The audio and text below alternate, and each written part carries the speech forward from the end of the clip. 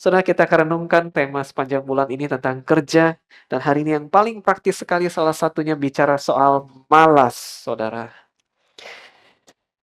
Saudara boleh tersinggung kalau saudara malas, atau mulai memikirkan siapa orang itu yang saudara kenal dia itu pemalas. Tapi mari kita kiranya diberkati dengan firman Tuhan, kita ingin renungkan, ada dua bagian firman Tuhan, nanti kita akan buka dari Amsal, pasal 12 ayat 24. Amsal 12 ayat 24, saudara. Dan satu lagi nanti 2 Tesalonika 3, 10 sampai 15. Kita buka dulu Amsal 12 ayat 24. Satu ayat yang kiranya memberkati kita pada pagi ini, Bapak Ibu. Amsal pasal 12 ayat 24. Yang sudah ketemu katakan amin. Kita baca satu ayat ini dulu, nanti baru lompat ke perjanjian baru di 2 Tesalonika. Tapi nanti lompat, jangan tutup Amsal ini, saudara. 1, 2, 3. Tangan orang rajin memegang kekuasaan, tapi kemalasan mengakibatkan kerja paksa. Wow, saudara ya, tangan orang rajin memegang power, kekuasaan, tapi yang malas nanti dapat kerja paksa. Lompat ke 2 Tesalonika 3, ada 6 ayat yang akan kita baca, ayat 10 sampai 15. Kita akan baca terlebih dahulu dari ayat 10. 11 sampai 15 nanti kita akan baca bersama-sama. Saya akan baca 10, Bapak Ibu Saudara yang 11, kita gantian nanti sampai ayat ke-15. Demikian firman Tuhan, saya dulu ayat 10, Saudara. Sebab juga waktu kami berada di antara kamu, kami memberi peringatan ini kepada kamu. Jika seorang tidak mau bekerja, janganlah ia makan. Silakan.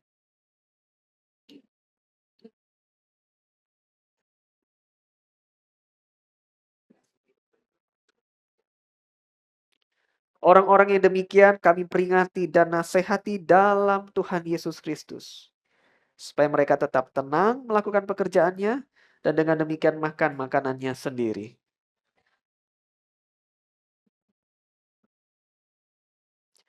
Jika ada orang yang tidak mau mendengarkan apa yang kami katakan dalam surat ini, tandailah dia dan jangan bergaul dengan dia, supaya ia menjadi malu. Tapi janganlah anggap dia sebagai musuh, tapi tegurlah dia sebagai seorang saudara. Saudara, dua ayat ini bicara soal kemalasan, saudara. Ya, Amsal 12 ayat 24 katakan, kalau orang rajin pegang power nanti punya kekuasaan. Tapi kalau malas ujung-ujungnya kerja paksa. Di bagian ini pun tegas sekali dikatakan. Kalau tidak kerja jangan makan. Mau saudara. Ngeri ya. Tapi itu kebenaran firman Tuhan. Karena salah satu sikap yang menghalangi seseorang untuk memberi yang terbaik dalam bekerja adalah karena dia malas, saudara. Kemalasan ini penyakit yang berbahaya. Bagi beberapa orang, kemalasan bukan hal yang aneh bagi dia, saudara. Dia biasa-biasa saja, fine-fine saja, tidak terlalu ambil pusing dengan kemalasan. Tapi tidak demikian dengan Tuhan. Tuhan memandang serius sikap malas ini, saudara. Dia tidak suka dan dia pun ingin memperingati kita untuk hati-hati dengan sikap ini. Yang pertama, kenapa kita harus hati-hati, saudara? Karena kemalasan membuat kerja paksa. Kerja paksa, 1, 2, 3, kerja paksa. Amsal mengatakan, kemalasan merupakan tindakan yang sangat dibenci Tuhan, saudara. Sehingga waktu orang itu kerja, saudara, dia memang kerja, tapi hatinya sebenarnya gak mau kerja. Males begitu. Akibatnya, kerja itu jadi terpaksa. Berat, saudara. Dan dia tersiksa. Karena dalam hatinya dia malas. Dalam terjemahan bahasa Inggris dikatakan demikian, saudara. Orang yang malas itu tersiksa ketika ia bekerja. Laziness ends in forced labor. Kemalasan akhirnya akan membuat orang itu kayak ditekan. Harus kerja. Hatinya tidak mau kerja, dia malas. Saudara pernah mengalami itu? Lagi malas mandi, tapi harus mandi. Akhirnya mandinya penuh penderitaan, saudara. Betul? Aduh, malas sekali bangun pagi. Tapi harus bangun pagi. Mau masak untuk anak, mau pergi kerja, mau pergi studi ke sekolah, mau kuliah. Akibatnya tidak enjoy. Mengapa? Ya karena malas di dalam hatinya. Akhirnya jadi terpaksa, tersiksa, tertekan oleh situasi itu. Saudara, sikap malas ini membuat pekerjaan yang ringan akan terasa begitu berat untuk dikerjakan. Saudara setuju ini? Gara-gara malas saudara, pekerjaan yang enteng sekalipun rasanya jadi berat sekali. Ada Bapak Ibu Saudara yang tahu sampah sudah numpuk di rumah kita? Sampah itu enteng, gampang buangnya pun dekat dengan rumah, cuma keluar dari rumah. Tapi gara-gara malas, rasanya kayak ngangkat batu karang, Saudara. Rasanya kayak pekerjaan yang, aduh, susahnya bukan main. Mengapa lagi? Lagi males. Bapak Ibu setuju ini? Gara-gara sikap malas, one small thing, satu hal kecil, rasanya jadi berat sekali. Nah, Tuhan Saudara tidak ingin kita jatuh dalam situasi ini karena waktu kita terjatuh dalam sikap malas, tidak mungkin ada sukacita, tidak mungkin ada semangat yang kita tunjukkan, Saudara. Yang ada gara-gara males, kita dipaksa untuk kerja, dia harus kerja dengan situasi terpaksa, akibatnya Saudara, pasti orang begini modelnya disuruh-suruh. Betul Saudara? Orang yang malas pasti akan disuruh-suruh. "Mandilah Nak, lah jam berapa ini?" 10 menit lagi Saudara. "Tidak mandi." "Mandilah Nak." Disuruh-suruh Saudara. Padahal disuruh-suruh ini bukan lagi anak 5 tahun. Bapak Ibu yang sudah berusia cukup, mendapati anakmu sudah 20 tahun pun masih susah disuruh mandi? Banyak yang ketawa ini. Amin? Bukan bicara soal anak 5 tahun Saudara. Ada anak 20 tahun pun belasan tahun, belum married nih ceritanya. Mandilah, sibuk dia dengan games. Mandilah, mulai satu panci berbunyi di dapur Saudara. Menyindir anaknya suruh mandi. Disuruh-suruh Saudara. Ada yang malas, nggak mau cari kerja. Single, laki-laki atau perempuan. Harus disuruh-suruh karena mentalnya mental pemalas. Dan Tuhan tidak suka mental ini bukan karena disuruh-suruh saja. Orang begini, kalau dia di kantor, akan bagus hanya kalau diawasi kerjanya. Setuju Bapak Ibu? Orang begini akan latihan pelayanan bagus kalau diawasi. Orang begini akan bagus depan mertua kalau diawasi. Mentalnya mental diawasi, baru bagus kalau ada CCTV, Saudara. Tuhan tidak suka dengan orang yang malas karena mentalnya mental diawasi. Diawasi baru bagus, kalau nggak diawasi, santai. Ya, santainya sampai kebablasan. Tuhan tidak suka juga orang seperti ini karena hasilnya harusnya cepat jadi lambat. Saudara pernah ketemukan orang malas yang cepat, Saudara? Contoh kita ada wedding, ada resepsi pernikahan. Kita ngomong jam 7 malam lah. Tapi suami kita malas pergi. Dia lagi capek, lagi suntuk. Pergi yuk Pak, ada orang married nih. Kawan baik. Undang kita masa tidak datang. Males aku.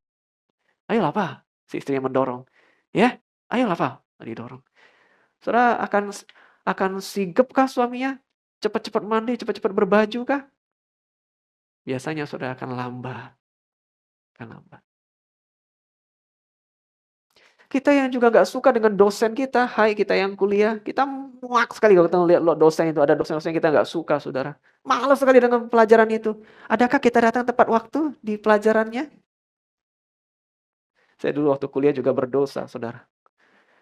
Ada dosen tidak datang, wah happy, satu kelas bukan main termasuk saya, Saudara. Ayo Hartono kita jalan-jalan, malam Saudara. Ikutlah saya dengan teman-teman saya. Wah, mobil teman saya itu kayak diskotik, Saudara. Putar lagu besar-besar. Anak Tuhan di dalam mobil itu, Saudara. Enjoy, dosen gak masuk hari ini. Terutama dengan yang kita tidak suka, kita malas, Saudara. Kita jangan harap untuk datang lebih awal, antusias. Enggak. Mengapa? Malas di dalam hati. Nah, orang yang malas, Saudara, juga akan bekerja gak mungkin melebihi yang diharapkan. Yang ada dia cuma kerja seperti yang diminta. Atau jangan-jangan di bawah itu. Nah, kita butuh hati-hati Saudara dengan sikap malas ini. Karena sikap malas buat kita kehilangan sukacita. Tidak mungkin menikmati pekerjaan kita. Ya ada kita kerja dengan terpaksa. Yang kedua Saudara, kemalasan membuat kita kehilangan berkat. hilang berkat. 1, 2, 3. 1, 2, 3, hilang berkat. Membuat engkau dan saya kehilangan berkat. Ada orang yang dikatakan oleh firman Tuhan tadi, saudara, ini tegas sekali di 2 Tesalonika. Kalau orang itu malas sampai tidak mau kerja, jangan dia makan. Wow, tegasnya saudara. Jadi dicek oleh firman Tuhan. Fufu kerja enggak? Contohnya saudara, kuliah enggak hari ini? Itu kan pekerjaan juga. Enggak kuliah, enggak boleh makan kau hari ini. Andai kata mamamu setegas itu. Nah, ada mama di sini. Saya bayangkan kalau firman Tuhan ini dipraktikkan nyata, saudara. Sungguh-sungguh real. Fufu, tidak kuliah, bolos. Ya ampun, dah apa-apa bolos. Tidak apa-apa. Tapi hari ini jangan harap kau makan. Jangan cek itu mah. Katik nasi, bukan katik nasi. Dah katik lauk mah, bukan katik lauk. Mama sudah mempraktikkan firman Tuhan. Kau tidak makan 3 kali sehari kau tidak makan, Fu. Ada lagi di rumah saudara yang tidak bekerja? Tidak bekerja jangan paham saudara, bukan karena keterbatasan fisik, bukan karena lanjut usia, tapi malas. Entah, nonton TV angkat kaki. Bapak-bapak nih maksudnya. Perut buncit. Mohon maaf, bukan nyinggung saudara yang perutnya buncit, saudara. Ini gambaran orang malas, saudara. Banyak makan, tidak banyak gerak, gitu ya. Ada orang buncit, banyak gerak. Puji Tuhan. Tidak apa-apa, teruskan buncitmu, saudara. Tapi ini orang tidak kerja. Itu kalau diperhatikan firman Tuhan, istri tidak mengizinkan dia makan loh, saudara. Harus begitu. Kau harus kerja dulu, Pak.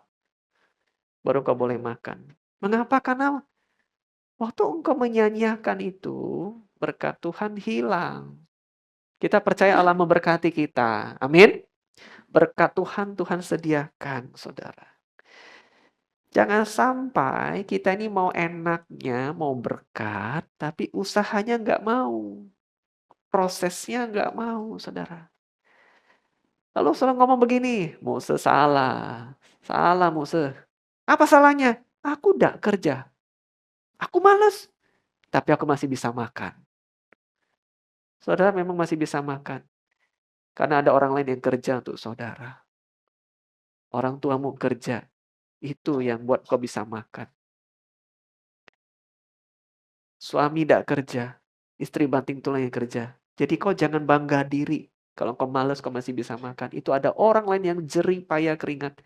Yang bantu supaya kau bisa makan. Saudara firman Tuhan begitu tegas. Saudara masih ingat Tuhan Yesus pernah ngomong begini. Ini jadi sering menjadi dali, alasan orang malas. Aduh firman Tuhan boleh kita malas. Aduh Pak Pendeta itu bilang, pandanglah burung-burung di langit. Yang tidak menabur, tidak menuai, tidak mengumpulkan bekal dalam gumbung. Namun diberi makan oleh Bapamu yang di sorga. Itulah aku Pak. Nah saudara ya, dengarkan ini. Memang Tuhan kasih burung makan. Burung pipit Tuhan pelihara. Amin. Terlebih kita. Tapi ingat saudara, waktu Tuhan kasih burung pipit makan, tidak pernah Tuhan kasih makanannya di dalam sarang. Tuhan taruh entah di mana, yang pasti burung itu harus keluar sarang, cari kiri, cari kanan, lari, terbang, terbang bermeter-meter, harus cari di mana makanan itu, betul? Mungkin ada rumputnya 1 kilo, dari sini cacingnya ada 2 kilo dari sini, dia harus cari. Pemeliharaan Tuhan ya dan amin, tapi tidak pernah Tuhan taruh. In the morning, pagi hari, burung itu buka mata, ting, ada cacing, dia makan. Tidur lagi dia. Siang hari, ting, ada cacing di sarang. Tidak pernah. Saudara, Bapa di sorga memelihara burung-burung itu. Tapi tidak pernah menaruh makanan di sarangnya. Kalaupun ada di sarang, itu mamanya yang pergi cari. Karena dia masih anak-anak. Kalau dia udah dewasa, mungkin ditendang oleh mamanya. Pergi, kau cari sendiri makanan. Betul saudara? Burung dewasa kadang disengaja didorong oleh anak, oleh mamanya. Supaya pergi, saudara. Paulus katakan dalam firman Tuhan kita baca 2 Tesalonika. Aku dengar ada orang-orang yang tidak tertib hidupnya. Orang-orang yang malas.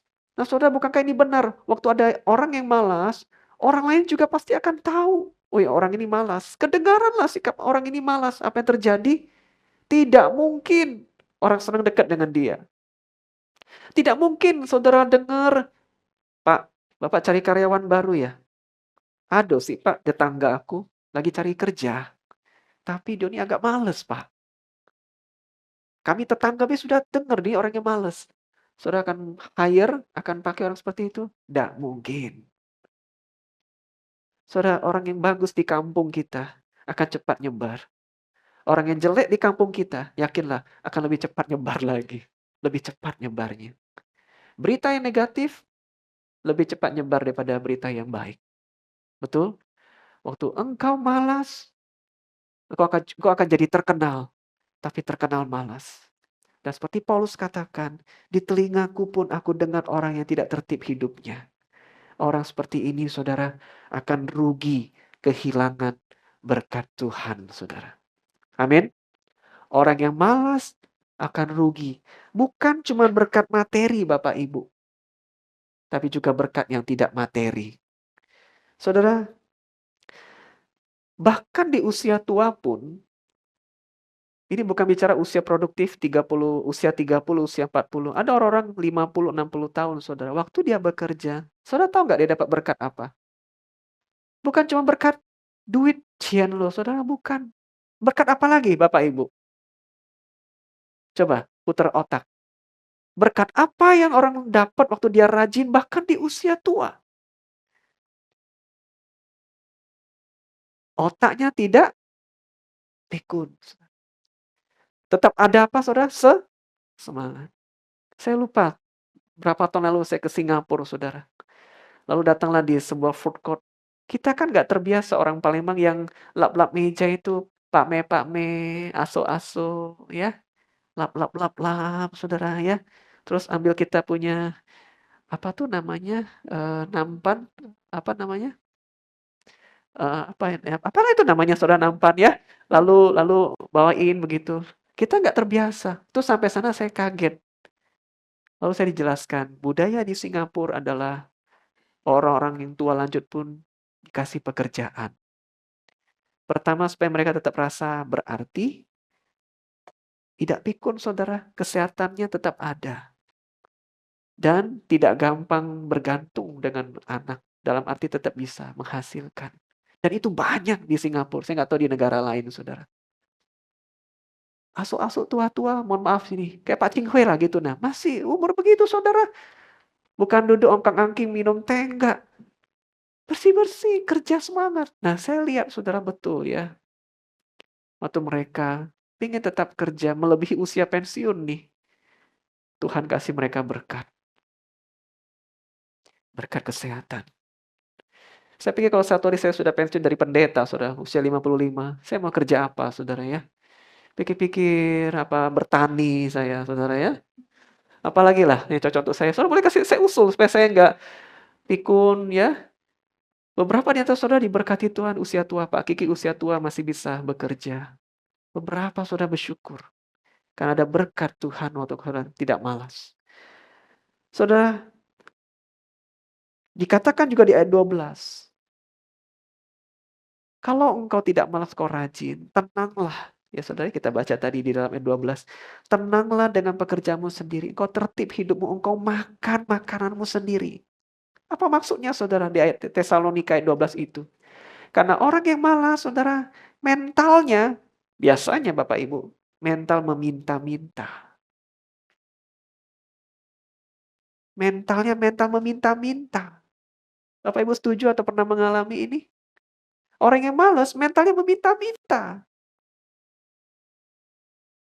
Yang buat kita gemes kadang yang malas ini, kembali ke yang tadi saudara, tubuhnya masih sehat. Kita nengok masih muda ini, laki-laki. Tapi kok di trotoar, di pinggir jalan dia meminta-minta. Wah, saya orang begini, saya jarang kasih, saudara. Tapi yang saya buat kagum, Bapak Ibu pernah temukan? Banyak, di Palembang nih banyak lah pasti. Di perempatan jalan, nenek-nenek tua, jalanlah pincang. Kelihatan dari pakaiannya sudah nggak bagus. Tapi dia nggak numpang tangan minta duit, saudara. Saya kagum dengan orang seperti itu. Apa yang dilakukan? Dia jual kerupuk, jual tisu. Betul, saudara? Apalagi ya? jual kacang kadang, jual koran.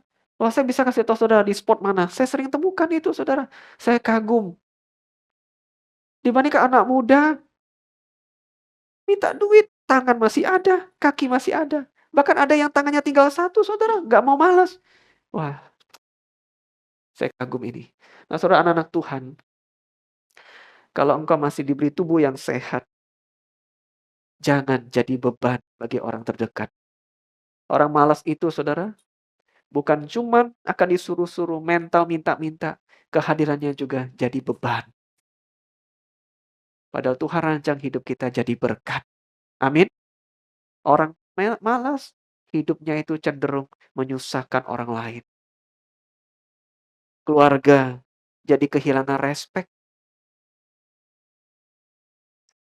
Anak-anak akan kehilangan figur yang baik dari ayahnya. Saya salut sekali hormat saudara. Kalau ada seorang bapak, gaji, kita ngomong aja saudara, saya ambil contoh. Gaji 1 jutaan. Tapi dia kerja sungguh-sungguh setengah mati. Masih tidak cukup untuk bayar SPP anak pun kadang susah-susah untuk menghidupi, makan sehari-hari. Tapi kalau dia kerja saudara, dia banting tulang. Saya hormat, saya percaya Tuhan juga kagum. Dan anak saudara, walaupun tidak mendapatkan kenyamanan yang cukup, dia akan hormat dengan orang tua seperti itu. Amin, Bapak Ibu. Amin. Dan akan memberikan respek. Ketimbang sudah ngerokok, lontang-lantung tidak jelas. Teman-teman komsel tawarin pekerjaan, ogah-ogahan. Saudara tahukah saudara, sebenarnya bukan tidak ada teman komsel mau membantu kasih lowongan kerja. Mereka juga punya niat baik. Tapi mereka pikir-pikir, nanti kalau kami masukkan dia ini kerja tidak bagus, males, dipecat. Kan nama baik kami yang masukin juga kena. Saudara paham? Jangan saudara, jangan. Dalam diri si pemalas, sungguh akan timbul mental meminta-minta. Saudara jangan pernah jadi orang yang meminta-minta. Minta kepada Tuhan. Tapi kalau hidupmu bisa, malah kau jadi berkat. Saudara, khotbah ini juga bukan hanya bagi kita yang muda saja. Bagi kita Bapak Ibu yang sudah usia tua. Kita merasa tua, lanjut. Engkau tentu ingin merasa hidupmu berarti. Punya cucu bukan? Bekerja bukan hanya bicara soal di kantor. Tapi waktu engkau ingin semangat jadi berkat. Engkau bantu anakmu untuk jaga cucunya. Engkau lakukan apa yang bisa untuk rumahnya. Engkau doakan dia. Jangan ikut campur terlalu dalam. Ingat, mertua tidak boleh ikut campur terlalu dalam dalam urusan rumah tangga anak dan menantunya. Dalam batasan yang sehat, engkau doakan dia, engkau bantu dia, engkau jadi berkat. Kau tidak ingin punya mental meminta-minta. Oh, nanti kalau mama WA aku, UUD nih, ujung-ujungnya duit, ini pasti minta duit lah. Woi, duit ini pasti nih minta transfer. Nggak. Mama WA kau, papa WA kau, nak. Nggak. Kita mau berkati kau, apa yang papa mama bisa bantu. Papa mama mungkin tidak bisa lagi kasih kau uang, fisik sudah terbatas. Tapi at least we want to do something. Kami ingin lakukan sesuatu.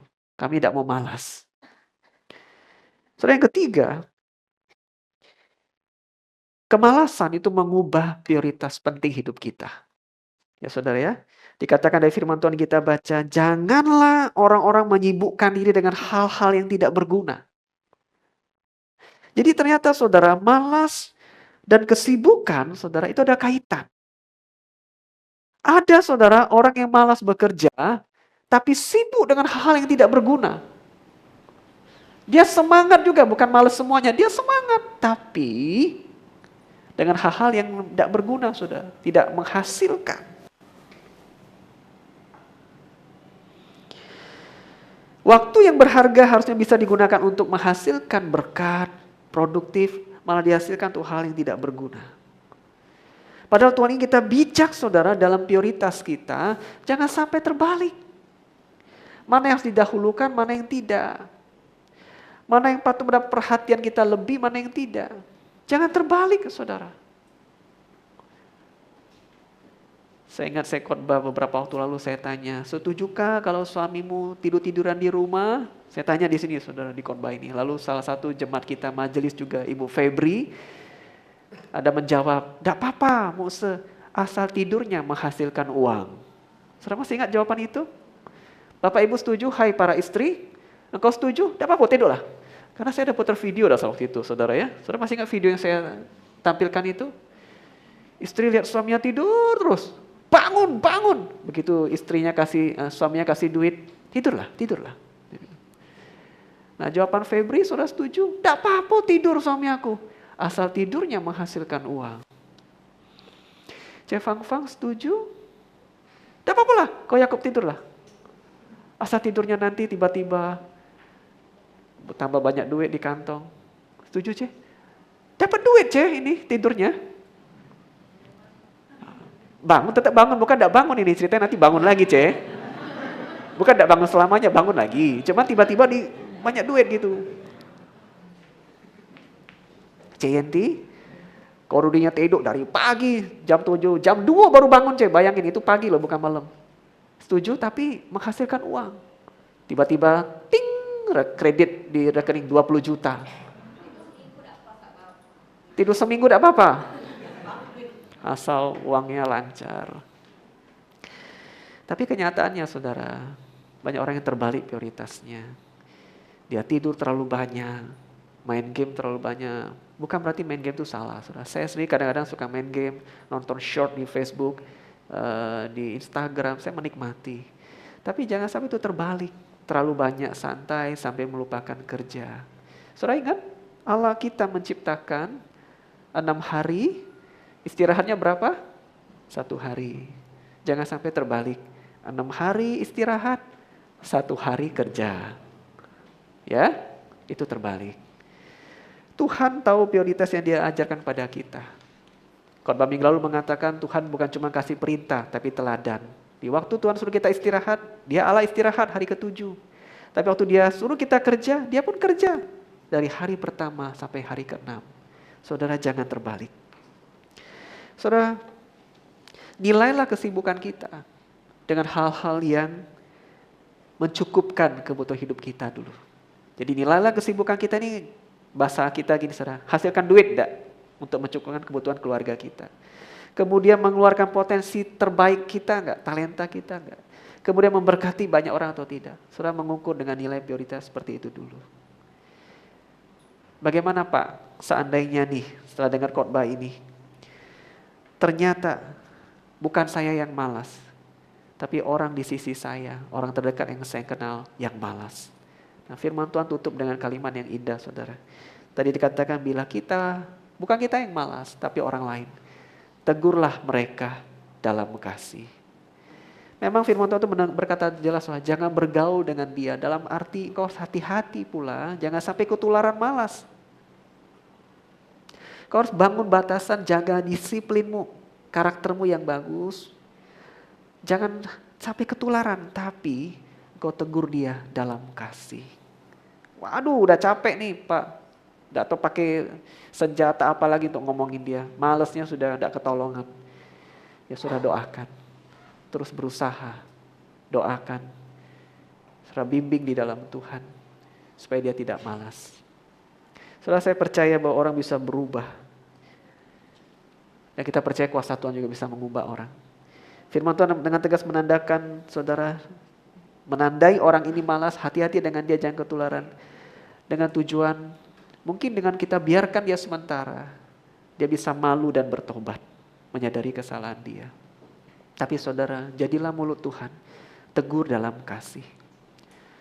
Ada berapa orang tidak tahan, ya ku biarinlah dia malas terus, ku masak air panas Mose, ku masakin air panas. Masih tidak mau bangun, nah jingoklah dia ya, ku cipratin dikit air panas biar dia bangun. Tegurlah dalam kasih saudara, doakan. Nah Bapak Ibu mari kita buang jauh-jauh sikap kemalasan dalam diri kita. Hari ini banyak di gereja kita sudah diberkati Tuhan dan kesuksesan, amin. Dan bisa dipastikan tidak ada di antara mereka yang malas. Tidak ada yang malas. Orang yang sukses saudara, mungkin kerjanya cuma berapa jam produktif, tapi tidak ada yang malas.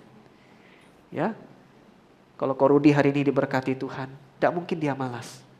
Ada Ko Joni hari ini terkenal rajin dipakai, tidak mungkin karena dia malas. Erwan kerja pagi malam, tidak mungkin dipakai bos terus karena dia malas. Pak Kiki di usia tua terus bisa bekerja, dapat proyek berkat dari Tuhan, tidak mungkin karena malas.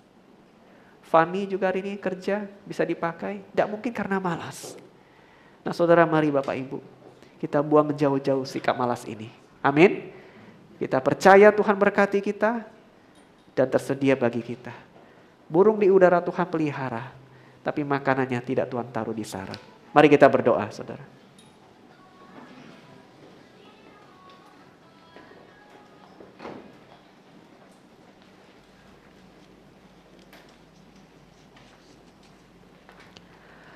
Saudara, renungkan firman Tuhan ini. Jikalau firman Tuhan ini membuka pikiran saudara tentang diri saudara yang betul ada bagian yang malas, katakan, Tuhan ubah aku. Aku tidak ingin menjadi orang yang jauh dari berkat Tuhan. Tapi Tuhan tolong berikan semangat kepada aku. Mulai dari hal-hal kecil aku memperbaiki. Menghargai kesempatan yang Tuhan berikan, kesehatan yang Tuhan berikan. Supaya aku boleh berhasil di dalam Tuhan. Jikalau ada 1-2 orang dalam hidupmu yang merasa jatuh dalam sikap malas ini, doakan dia, saudara. Doakan dia dengan kesabaranmu. Supaya pada waktunya Tuhan dia boleh berubah. Tegurlah dia dalam kasih. Ambil waktu sebentar saudara renungkan firman Tuhan ini, saudara berdoa.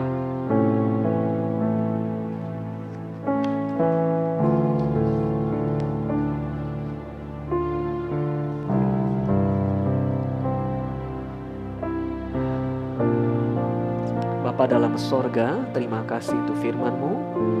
Terima kasih mengingatkan kami sekali lagi bahwa hidup kami ini berharga dan perlu dijalani dengan sebaik mungkin untuk Tuhan. Kami telah mendengar firman, kata-kata manusia sudah berhenti disampaikan, tapi biarlah Roh Kudus bekerja dalam hati kami, melembutkan kami, menolong kami membenci sikap malas seperti Tuhan membencinya. Dan kami akan melihat waktu kami rajin, tangan kami akan memegang kekuasaan, tangan kami akan memegang kesuksesan, tangan kami akan menggapai berkat-berkat terbaik yang Tuhan sediakan bagi kami. Terima kasih Tuhan, dalam nama Tuhan Yesus kami berdoa. Amin.